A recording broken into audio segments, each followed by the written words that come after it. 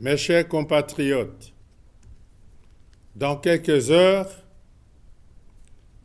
2025 achève sa course pour donner le relais à une nouvelle année. Pendant cette séquence de temps, ensemble, nous avons poursuivi la marche, engrangeant au passage des succès encourageants, enrichissant aussi des faiblesses. Le bilan en a été fait le 28 novembre dernier dans le message sur l'état de la nation devant le Parlement réuni en congrès. Les leçons tirées à cette occasion éclaireront pour l'avenir notre parcours.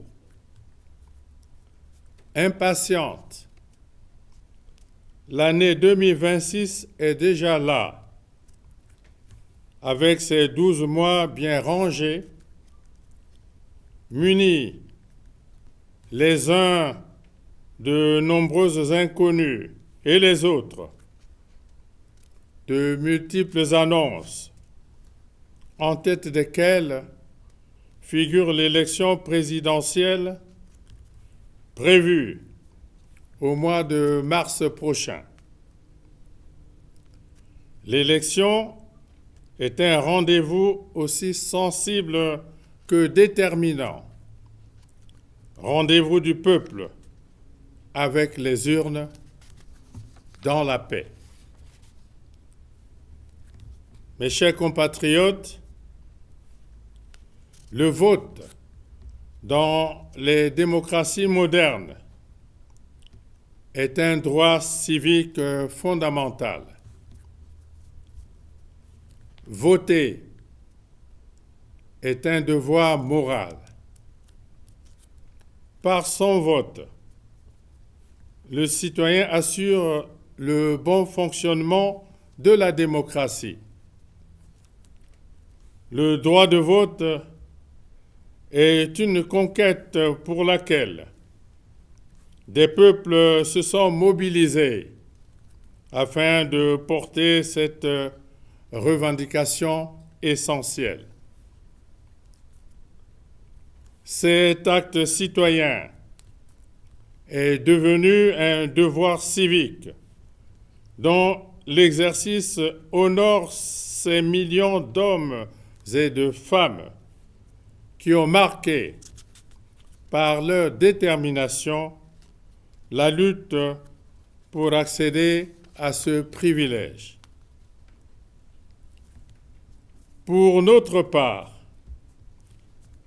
le suffrage de chaque Congolaise et de chaque Congolais participe de notre ambition collective de bâtir une nation unie, libre et prospère.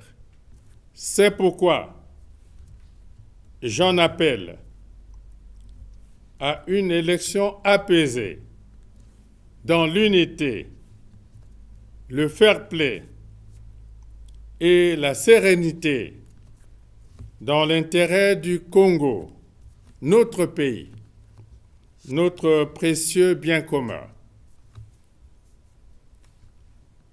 Paix sur l'ensemble du territoire national, mais aussi paix en Afrique et dans les autres continents, afin que les moyens consacrés à la course aux armements alimentent et soutiennent plutôt les initiatives engagées pour le bien-être des peuples.